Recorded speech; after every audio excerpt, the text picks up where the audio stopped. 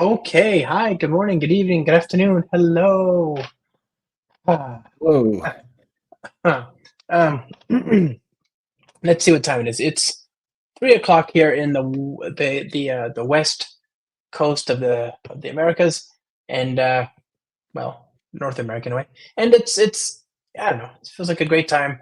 As I get, this is the end of the day. This is the time of the day where I start looking for quick ways to get myself home. Like if I've got a really big project ahead of me or a really big task, maybe I have an ideal vision about what I want to do, or I think I got an idea, and that's something you come in at 9 o'clock in the morning or 8 o'clock in the morning, feeling bushy-eyed and sorry, bushy-tailed and bright-eyed about. But by this time of the day, I'm looking for a way to go home. So this is why I'm a very big fan of Vaadin. And today's guest is the one, the only, the amazing Marcus Hellberg from the Vaadin team, because it helps people get home on time. Is how I like to think about it, right? Like it's just Yeah. I need to get that app up and running Yeah. fast. I've got 2 hours. Go. What's the? I don't know a faster stack in terms of a front end UI and all that, right? Yeah. Good to hear. Yeah. I mean, you're working from home, so I don't know if that helps you at all, but It's even worse when you think about it, because you end up working. You don't have that whole commute, so you just end up doing work. Um, yeah. yeah, but anyway, yeah. The point is, 5 o'clock. I definitely want to be out. I don't want to be sat here ignoring family. Yeah. And so I love Vaadin. What is Vaadin? First of all, who are you? Why should they care? And what is Vaadin and why should they care? I think they know, but just in case, let's Just just in case. establish that. Yeah. Well, I am Marcus. I'm Marcus Hellberg, like you said. I work at a company called Vaadin, and we have full stack frameworks for folks building web apps on Java. And very specifically, we like the Spring community, so we're building a lot of stuff that really leverages all that you guys are building in the Spring community and build on top of that to really make it easy and productive to build web apps on top of Spring. So that's what we And, do in and a nutshell. We'll probably dive in deeper. Knowing you will probably be waist deep in code here very soon because well, no. So this is a it podcast. says so right in the thing here. Hack on code. Hang Uh, out. Yeah. yeah. Hi from we got one of our comment there. Hi from. You know what I should do? I should post this only under one account. I always forget you can do that. Yeah, hi from the US. Yeah, we're both in this. We're both set in the US at the moment. Um, and so hello from Switzerland, Daniel. Uh, let's see. Software Dev asks, Marcus, hi. What do you suggest to a junior dev, Java, Spring Boot, or C Sharp.net? I can't decide which tech stack I should choose and stick with it. Have any suggestions for reals? Well, maybe you should I think answer you'll get that. a biased answer from this crowd. Yeah, uh, I can tell you where I'd go, but uh, there might be a reason. Yeah, Huh. we are big fans of Java in this Yeah, stream. I haven't like used C Sharp.net. That's much like I can't give you an honest review, but I know I have used Java. I have used Spring a lot. I like it a yeah. lot. So I think that's it. I think my answer's been pretty clear over the years. I like C Sharp, the language, just a bit more than Java, although Java is quickly closing the gap. Um, yeah, Java's but done in a terms lot of of, great updates in the last couple of years. oh yeah, that's what I'm saying. The delta between C Sharp and Java is closing every day. It seems like and Yeah. um, but but on the other hand, in terms of job communities, I think Java is still. I mean, it's pretty consistently ahead of .NET for job offers. If you look at all the different surveys, it's usually in the top five most used languages, sometimes the top three, or sometimes the top two. Um, it's I think the open source community is more vibrant in the Java community, but um, but C Sharp, the language is glorious, and it's one of the reasons I was so excited to go to Kotlin, which I still Yeah. think is Kotlin's great, but I still think C Sharp has a few edges that are a little bit nicer than Kotlin. Um, Mhm. so C# is like, I don't like capital letters for my variables. Never will. I don't like capital letters for my methods. Like starting my methods with capital letters. But otherwise, it's a beautiful language. It's a very, very nice language. It's yeah. Daniel's asking more specifically what features you prefer using in C#. Oh, I mean, C# had auto before we had var. They had method references and lambdas from day one. They had attributes, which we call annotations. That was in .NET C# 1.0, whereas it only arrived in 2005, 10 years after Java came out for Java, right? They had generics before we did. They have multi-line strings before we did. They have case expressions before we did. They had like native code. You could actually pin managed memory and interop with native code from 1.0, right? Because they had to make it possible for people building apps in the old Visual Studio C++ 6.0 world and Visual Basic 6.0 world. They had to make it possible for those people to reuse that code. So they had out-of-the-box interop with the native stuff. We just got that, right? Project Panama just arrived less than 6 months ago in Java. It's 2024, Yeah. And what else is it? What else does C# have that we didn't have, or we don't? They had a async await. Now here's a hot take. Java did a better job here. Okay, and the reason is because despite the obvious prior art, looking at the ecosystem of languages, you've got Python, you've got Rust, you got C#, JavaScript, which I think C# or JavaScript created async await. It's one of the two, but either way, definitely didn't start in the Java world. That async await stuff, it's been there for the last 10 years in so many other languages, and it feels like a missed opportunity, right? And I didn't realize what the missed opportunity was until I saw it in Java. Or actually, no, I suppose I didn't realize it until I saw it in Go, right? Go did it right. They had default out-of-the-box non-blocking I/O support, and then, but they got away with it only because their entire platform started with non-blocking by default. So it looks like it's blocking code, but it's actually it's behind the scenes. And so Java just did. We actually, it's the one thing I would say that, given a brand new feature, right? A brand new feature to add to a language or to introduce in a language. I think that's the one where we did a better job.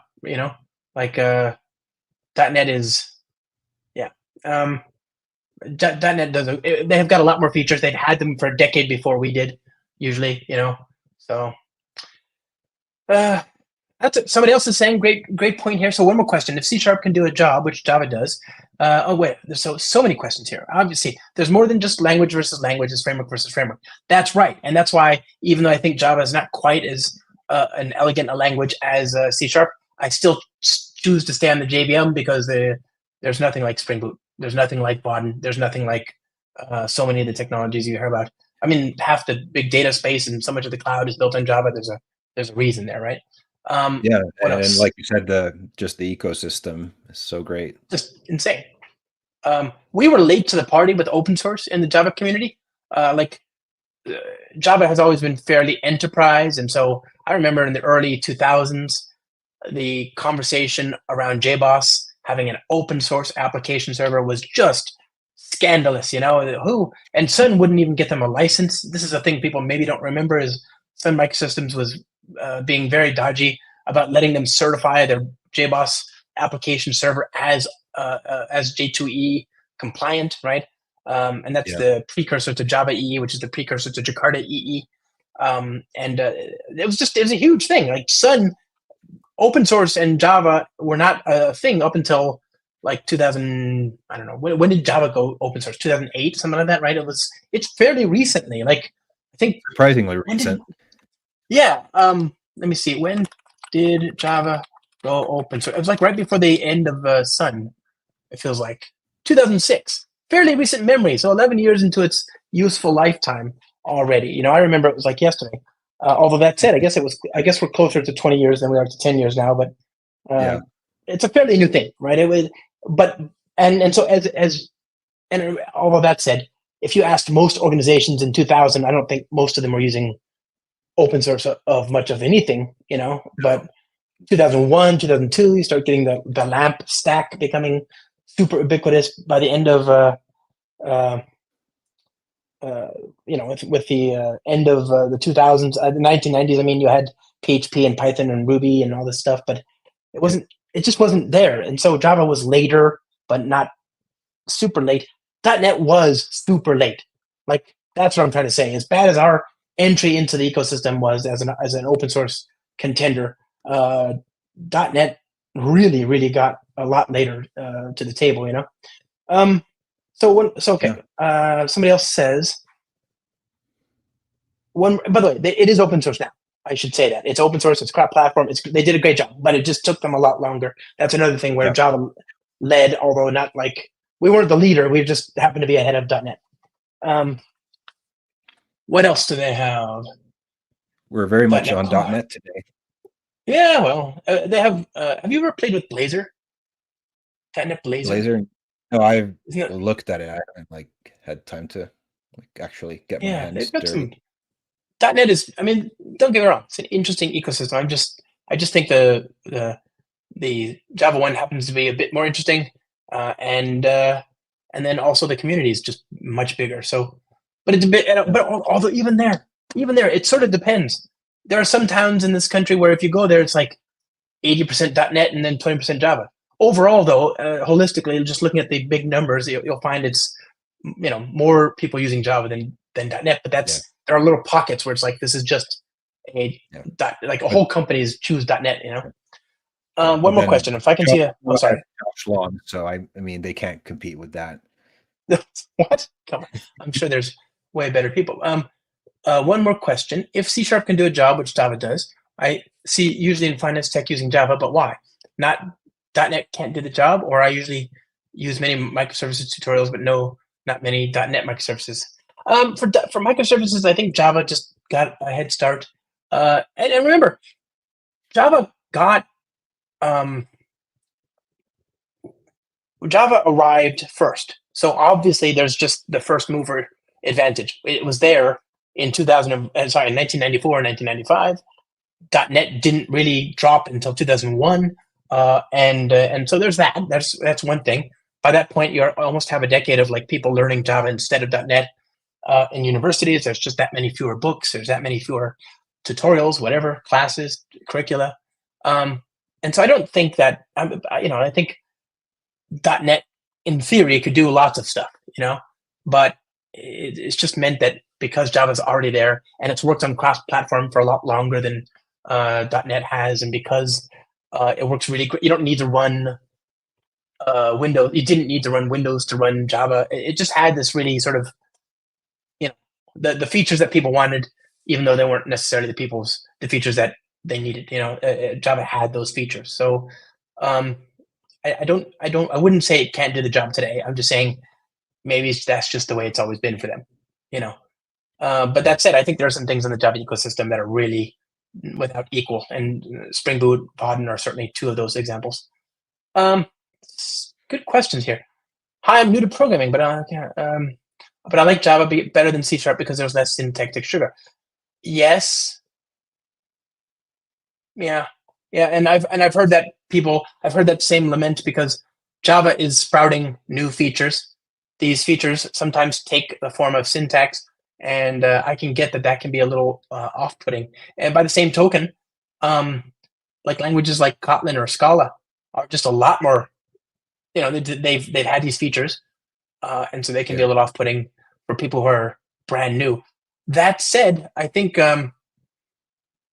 if you're looking at Kotlin out of the gate 1.0 versus Java out of the gate 1.0, Kotlin had dozens of big features and paradigms and syntaxes that Java did not, because Java came 20 years earlier, 25 years earlier. And when did Kotlin come out? 2010, 2009? So let's say 15 years earlier. So as a result, Kotlin has these features that Java sometimes, a lot of those features Java has now, but because they were integrated out of the gate 1.0, there was no backwards compatibility issues. They could make this one integrated, cohesive thing, and there was no like, Yeah. oh, it works like this, except don't do this because we don't support that because we don't want to break existing apps. So Java feels, I don't think the syntax itself is the problem. What I'm trying to say is I think that all the little pockets of, oh, by the way, these little landmines that you have to worry about in Java that are due to the Yeah. backwards compatibility, right? Yeah. And this will happen to Kotlin too. This happens to .NET now too, because, Yeah. well, Of course. I mean, yeah, you have to they have to choose maintain. like, yeah, exactly. Yeah. C# for the longest time, uh, Visual Studio could do a lot of the refactoring for you, right? And so there's only one true build of .NET, right? That's still basically true today, but basically you got .NET from Visual Studio, and you built everything in Visual Studio, and there was no other way to do it really. And so as a result, Microsoft could like break some APIs with less concern. But who cares? There's a button you could push in Visual Studio, which you, of course, would be updating to anyway, because that's what you did, right? Mhm.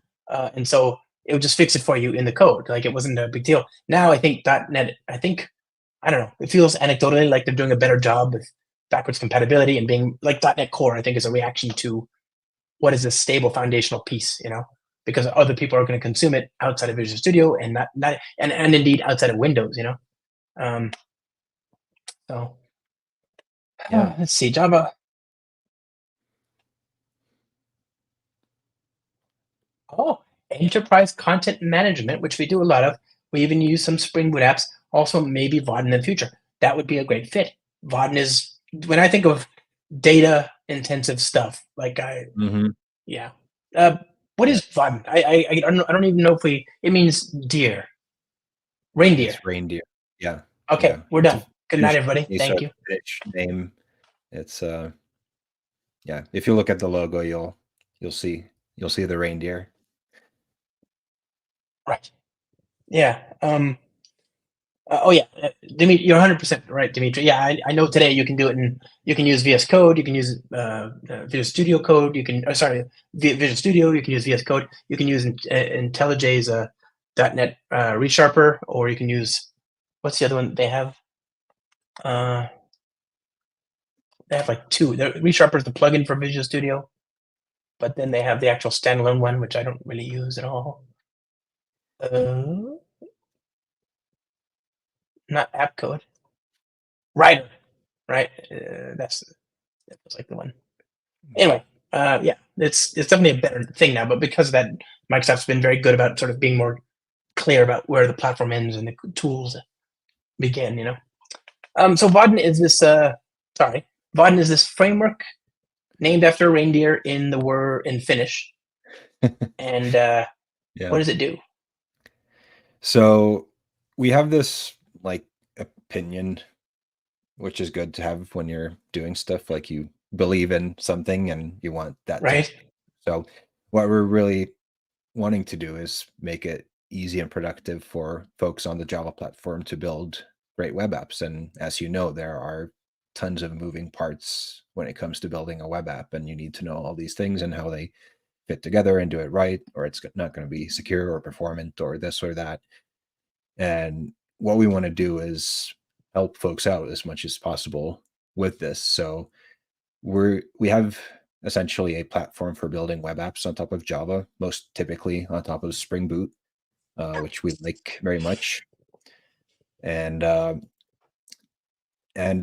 we more specifically have full stack frameworks, which means that you have kind of the front end and the back end live very tightly close to each other, which allows us to do some magic that you can't really do with a completely decoupled front end and back end. And maybe we'll take a look at some of that. And really the reason we do this weird stuff, it used to be more weird. Like these days you see a lot more full stack frameworks popping up in the front end world. You have like Next.js and stuff where you actually run that topmost layer of the back end in the same app, and that allows the team to move a little bit faster because they can have full control over like, hey, this view needs to call that data, like get that data, and then right. you can internally call all this stuff. And I think we're onto something. Like we did a customer survey pretty recently, and like 98% of our customers said that they feel like they are more productive using Vaadin than they were before. And they're saying that they're essentially saving almost half development time, so like 2x faster. So I think we're onto something here. Yeah. Oh, huge. It's So what? So okay, that's the. So you mentioned. So we. I don't think we're going to do a demo just because it's a podcast and people wouldn't be able to see it. But let's talk about that. You go to start.vaadin.com, or what's the create? How do yeah, you begin your process? or you could go there, and then I know my friend Josh introduced me to this site. It's called start.spring.io. He probably Yeah. a lot. You can go in there and you can add a dependency, search for Vaadin, and boom, you have Vaadin in your project. So this is one of Okay. the things that has changed a little bit recently. Like last time I saw you, that might have been in Barcelona, maybe. This was still Hmm. not the case, but we've kind of unified our two or unify the way that you build apps, regardless if you use Vaadin Flow, which is like build the UI all in Java, or Hilla, which is like build your UIs in React, connecting to a Java backend.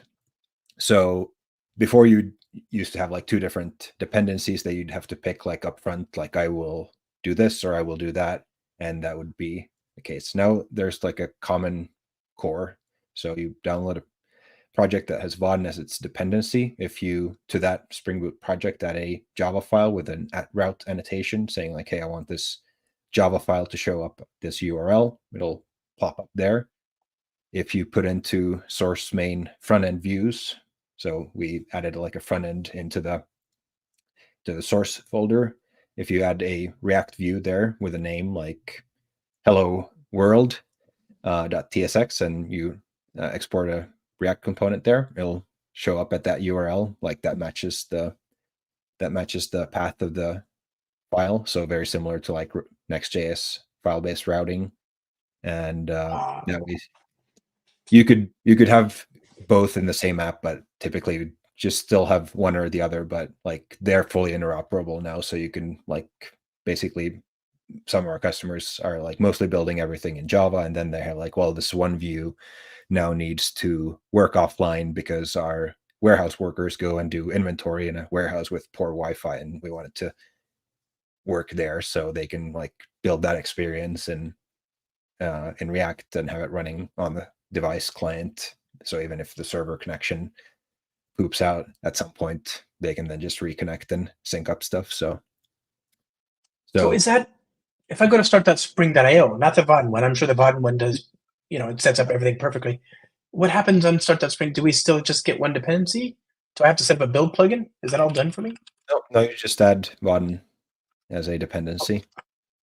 And it adds the Vaadin Spring Boot starter, which I knew Yep. about, and it adds the Vaadin bill of materials and a dependency in the production. Okay, so it has a Vaadin Maven plugin that sets up the front end stuff. Okay, wow, I didn't know that we changed the initializer like that. That's super cool. Ah, neat. Yeah, this is good. 20 Vaadin's been around for longer than Spring has in some form or another, and Yep. it never stops surprising me. It's always got something really cool uh, happening. Okay, well that's great. So is Yeah. it still? So, Look at that. yeah.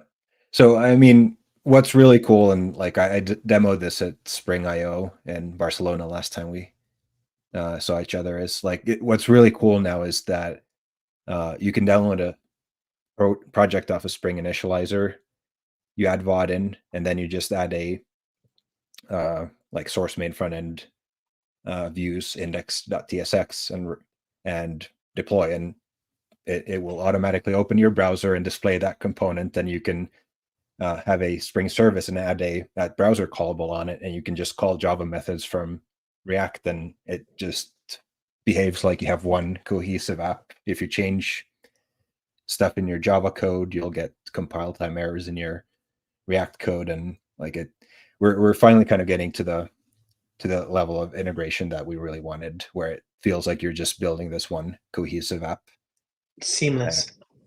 and it's seamless. So that's like what's happening in terms of the frameworks, but like I mentioned, Vaadin is a web platform, so we're adding more stuff than just the frameworks as well. We're working on some pretty cool stuff right now, kind of widening the footprint of Vaadin. So you can obviously still just use the frameworks if you want, but one of the things we've just added is a Vaadin Copilot plugin. So that lives within your actual running application. Like in the bottom corner, there's a little Vaadin icon. You click on that, and you can start dragging and dropping components around and changing them. There's a little AI assistant that you can ask to, like, I don't know, make my form look nice instead of ugly, and then it'll like help you do that. Or you could start tweaking around your CSS like live and just see how kind of tweak some variables and get all the kind of components. And it's got some It's like like, cool that we're working on right now. So like uh I probably forgot to mention, but one of the big kind of selling points of Vaadin is that we have this huge library of UI components that we ship with. right. And And that's in Java and in React, right? Like and in Figma, which is super important because we work a lot with design language.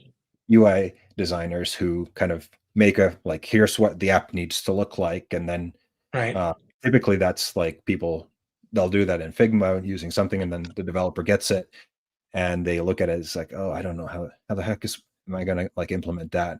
So by having the same components in Figma as we have in the framework, we kind of force the designers and the developers to speak the same language. And then we're like, well, since they're already speaking the same language, like what if you could just like copy from Figma and paste into Copilot? So that works now. Like it's still in What? preview, but you can just copy like a design built with Vaadin components in Figma, paste it into your app, and it creates the code. And You know, there's a what's lot of things you could have put after that sentence. Like, what if we could just copy and paste from Figma to to Copilot, and you if you had just said what, yeah, what if would be nice, and then just moved on. We don't. Nobody would have batted an eye. That would be fine. But then you're like, yeah, that works. That yeah. So was what's great. really cool is that this like literally like if you have two browser windows, and since we're on a podcast, I can't show this to you, but Yes, imagine imagine though. imagine you have two browser windows next to each other. One is Figma, one is you're running like one application in dev mode. You copy from Figma, you go into the browser, and you just go navigate to whatever view you want it paste into. Then you just paste it, and it shows up. Now, what's really cool is that the way we built Copilot is that it's kind of code first, meaning that code is the kind of definition language of the UI. There is no like intermediary XML or Right. JSON or Which I some love, by the way. something magic. So the idea is that you always have like you always see what's happening. You always have the code. You can always go in and continue coding it. So even like we didn't want to build a tool that locks people into it. So even if you use this to build your app and then you're like, I'm done using this, you still have all the code. There's no kind of magic abstraction layer created there that's only understood by our proprietary tool or anything. So you can just continue working with that code. And I think that's pretty cool. And It's super we're good. and we're kind of building on top of that as we get in like ideas. So like one of the things we're constantly, like you said, Vaadin's used a lot for data heavy applications. So we're like, well, what if you could just paste like your like Java object there and it creates a form based on whatever fields there are there. So that works now. And What? like so it's like since we have this tight integration, we know a lot about your project, and we both control the front end and the back end. We can do a lot of really cool stuff. This Uh, is I don't I even the good news is, Marcus, is that even if you did do a demo, I don't think people would understand, and that's because it is a kind of magic. So the demo I first saw, 15 years ago, when we all first met, was like somebody sat down in front of an editor, uh, Java, Java editor, IntelliJ or Eclipse or whatever it was back then. I don't know, and writing Java code. Like here's a panel, here's a button, here's a label, and you're writing Java code, and it looks like Java Swing, not Spring, Swing, the UI toolkit, right? Or SWT or AWT or whatever, or Windows Forms or whatever. It just looks like you're writing a UI in Java code, and then you hit the run button, and you go to the browser, and there's an HTML JavaScript app with buttons and events. And so this is the thing I don't. There's some sort of sorcery that happens there, and it is just Java code, right? So I can actually inject Spring Beans. I can use transactions. I can talk to my database. You can breakpoint in there and just see what's happening. And now recently, like 5 years ago ish, whatever, less than 5, you had this other project called Hilla, which was instead of Java first, it was JavaScript first, and then you connected it to your backend, and then now you've unified those two. So now you can just have in the same code base React and Java. It was kind of a side project. We wanted to kind of validate it and see that it makes sense. And the reason is that, like, we see a lot of our customers where they have pretty diverse skill sets in their teams, and they, especially when we're talking about more like full stack teams, it's very common to have like more front end and back end skill sets. And we wanted to make sure that we can kind of still deliver that same basic thing that we've done over the years, where you have like this one fully type safe project that has the component, it has the tooling, it has everything just kind of working out of the box, where you download something from Spring Initializer, add Vaadin, you hit the play button in your ID, and it runs.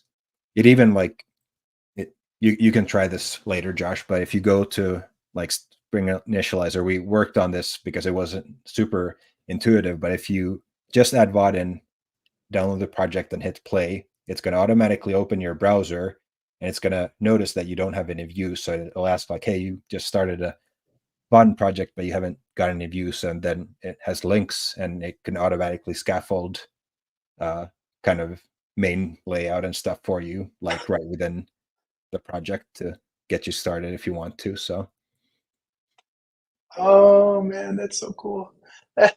and okay, so the design language. This is the you get velocity, which is the name of the game here. This is like so you talked about the magic intermediary layer, and that reminds me of Windows Forms. You had these like whole obstructed, hidden parts of the code that you're not supposed to look at because the IDE maintains that, and they'd automatically fold that code for you, and then eventually you get things like Flex and Java effects and all these other things where they had this XML DOM layout structure, and you couldn't really define you could, but it was just not natural. You define everything in terms of this XML, and then you wrote the Java handlers in the Java code, and that was, again, you had this intermediary tool that you can't breakpoint or understand or scrutinize what's happening there, so Vaadin, it's just Java code, right? And it's Java code that looks and behaves. I mean, it's customizable, but basically you get some very, very, very good looking default behavior and widgets, and it's extensible, of course. But the beautiful thing here is that you've got a consistent design language. And so you talked about that with the Figma sets, right? If people don't know, Figma I'm sure you do, but it's a tool you can use to prototype user interfaces, right? And it's really useful because it's not Photoshop, right? The whole point is to not provide all the features that Photoshop has, because the browser doesn't have the ability to render everything that you can do in Photoshop, right? And so what we want is something that looks good across all platforms, and that is resizable, and that does well in mobile, does well in desktops, and looks consistent. And so by forcing people to use a tool like Figma, which has a dramatically simpler palette of tools, they're forced to design in terms of the web, and it allows developers to then look at the picture and go, okay, I could probably make that look. I could probably do that. The problem is that Figma has gotten more and more features, so now it's getting easier for people to design things in there that you can't really turn into an actual application somewhere elsewhere. And I think it's really valuable. Vaadin just comes with these great components. They look great. They're themable. There's, CSS if you need it. There's all this stuff, but they're just great out of the box. And so you don't have to spend any time worrying about that if you don't want to. You can have a usable app that your boss would approve of and go, okay, this does what we want. Now we could skin it or something, Yeah, and Um, that's kind of the idea. And like you said, they are themable. You can make them definitely kind of look and feel at home in your company. yeah, of So course. just, but the idea is you can get there very fast. And what you don't necessarily see on the surface of those components is how much work we also put into stuff like accessibility, making sure that they're like usable with screen readers and assistive devices and stuff. And it's really hard to, like, if you just sit down and it's like, oh, I'm going to build myself a little data grid. It's like, that's your entire project budget right there. It's like, Right it's there. Yeah, do that well. And so we exactly. hope to provide like small and big Lego blocks that you can just use to build up your app with, and kind of outsource a lot of the headache to us instead of suffering yourself. This is the kind of stuff. Yeah, it's just so nice to be. I don't want to worry about this. And so by getting rid of that extra tool, by the way, since the components, you're not really affecting the look of the components in the Java code. You're Exactly. affecting the arrangement maybe, Yeah. and the things that are displayed, but not how they're displayed, right? Yeah. And so because of that, it doesn't feel like a big problem to remove that intermediate tool, because that intermediate tool was designed for designers before, um, like they wanted a thing they could manipulate without having to write code. But Yeah. if there's tools to round trip between the two and never lose fidelity, then that's the best of all worlds. So you get Java code which people can inspect, and then you can manipulate it if you want. Yeah. Is there a design time environment for Vaadin? What's that? Is there a design tool for Vaadin? No, not really a design tool. So you use Figma for designing. Then there's within the Copilot, you can now, like, if you want to, like, you paste something and then you can drag and drop stuff if you want to, like, move stuff around or change properties or do stuff like that. And it's still, like, it's very early on. We have like a billion things on the to-do list, stuff that we want to build, and you can definitely go and try it.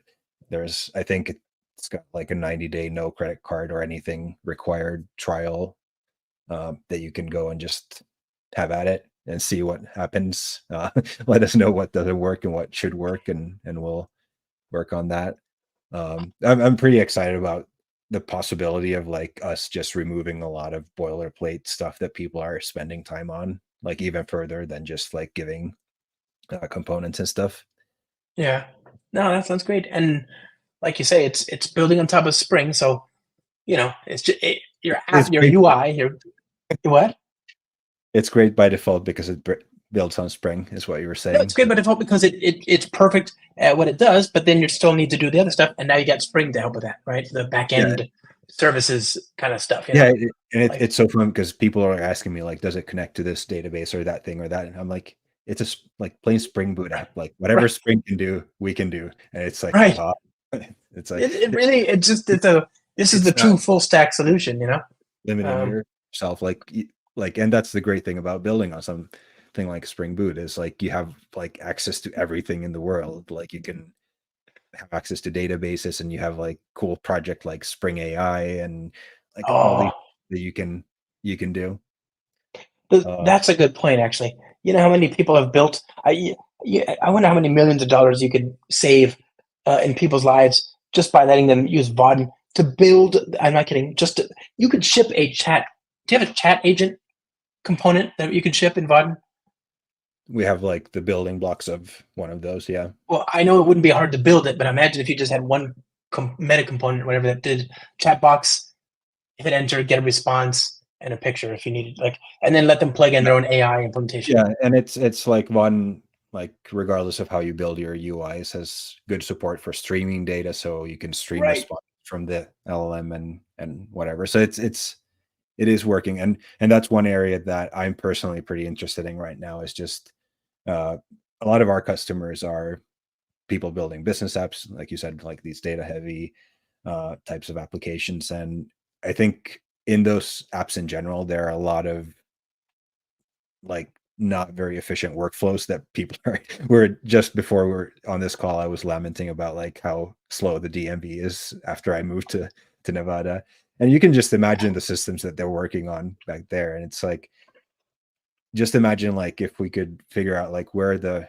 like things that we could use just a little bit of AI in those applications to make them Right. better. We're trying to figure out like uh, I think a lot of the like AI discussion has still been around like here's how you can make it like write jokes and do this and that, but like what are the like more day-to-day real like use cases for AI in business apps? It might be classification, summarization, it could be this and that, and just giving our users the kind of building blocks to easily add those types of features to their applications is, I think, going to be really cool.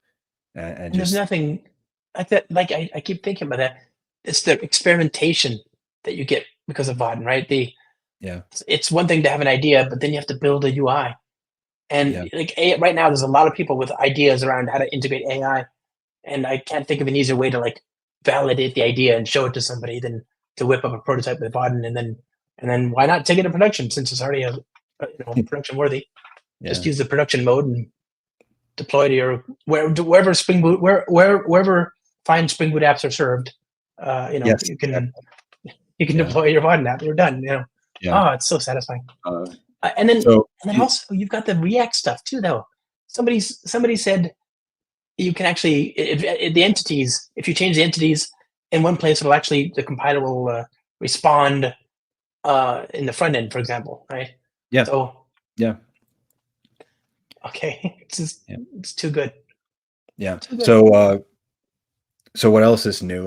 So you mentioned when you first ran into Vaadin that it reminded you of Swing code, and that Yeah, is well, you're not the first person to point this out. And actually, that right now is kind of a big source of business for us. Is like folks who are still running Swing, and they're starting to sweat a little bit at this point because they're like by definition, any Swing app that's still running today is going to be very business critical because otherwise it wouldn't be running anymore right. today.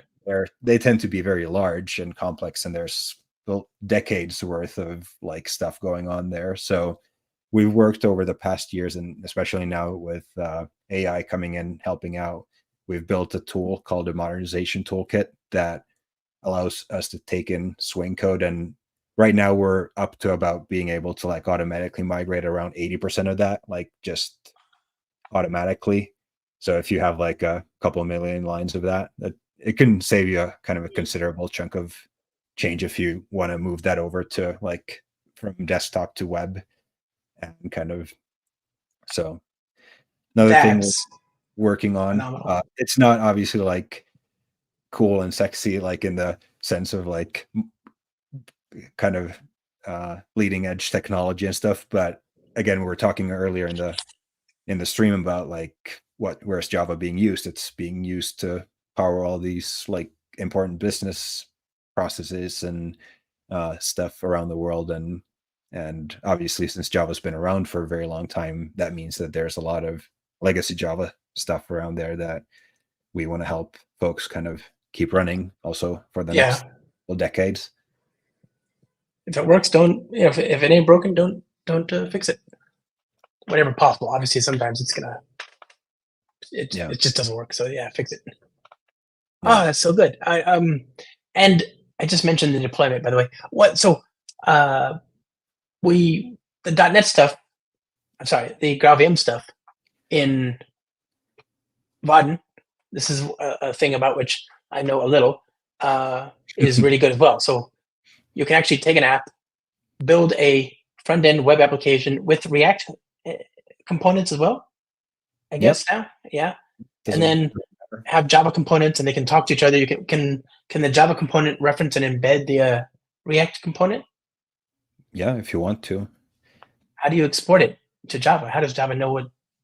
How do you type new React component or something? Or what? You you essentially have to write like if you have a completely new React component that Vaadin has no knowledge of, you have to like write a Java class Proxy.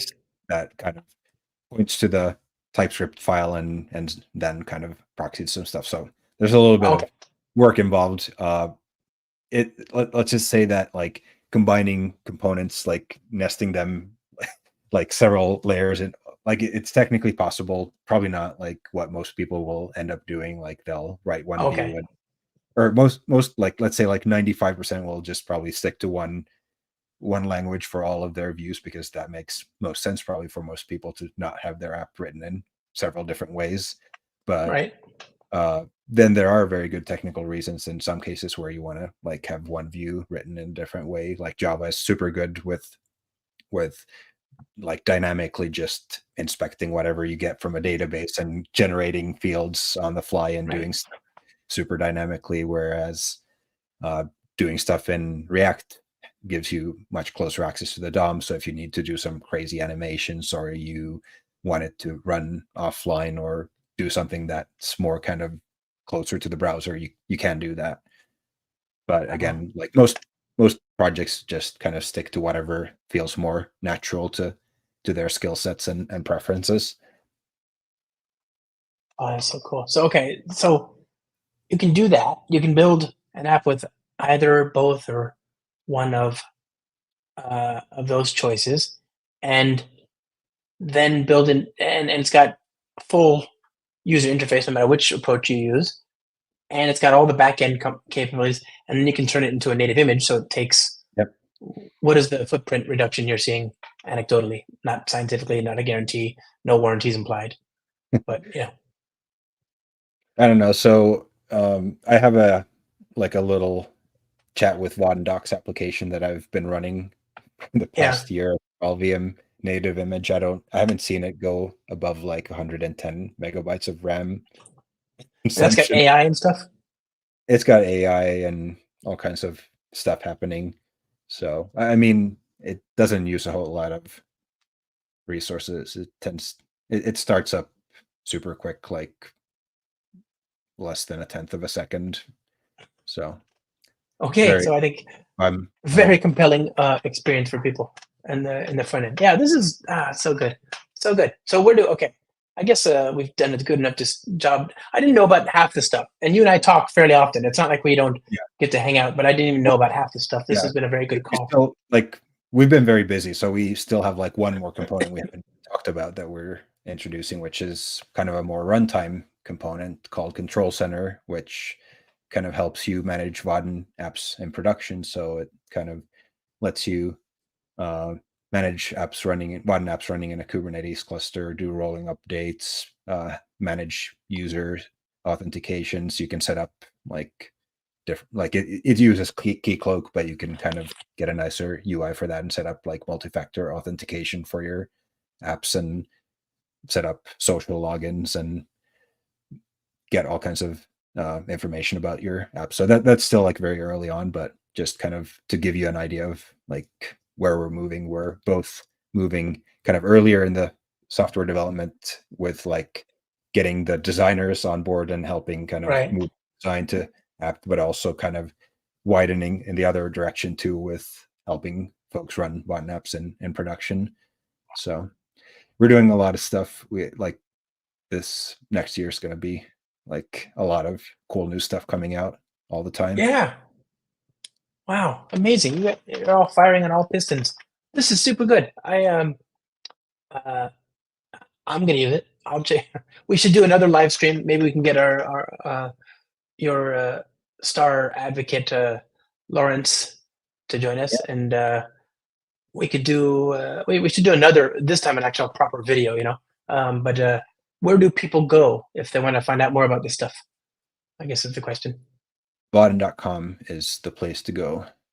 You'll find everything you want there. Or It's a shame I haven't, you don't give start. out those little books anymore. No, we don't have the books, unfortunately. I do miss those were great.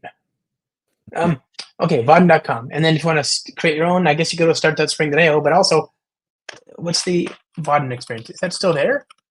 Yeah. I mean, if you go to Vaadin.com and hit the big blue button, Yeah, there it is, you'll start.vaadin.com. so I mean, what that does is it allows you to like pre-configure some views and stuff before you download the project starter. So you can scaffold some stuff up front if you want.